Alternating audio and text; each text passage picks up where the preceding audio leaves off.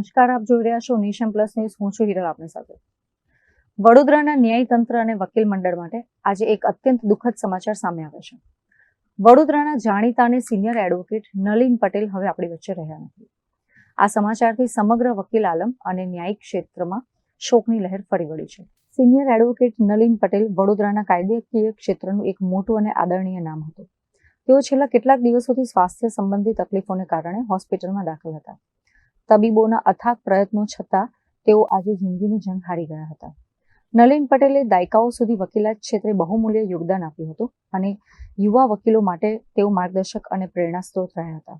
તેમની ખોટ વડોદરા વકીલ મંડળ અને તેમના પરિવાર માટે ક્યારેય ન પૂરાય તેવી છે. તેમના નિધનના સમાચાર વહેતા થતાં જ સમગ્ર વકીલ આલમ અને ન્યાયિક ક્ષેત્રમાં શોકની લહેર ફરી વળી છે. કેમેરામેન નવનીત પરમાર સાથે Chirag Patel, nation plus news, Vadodara.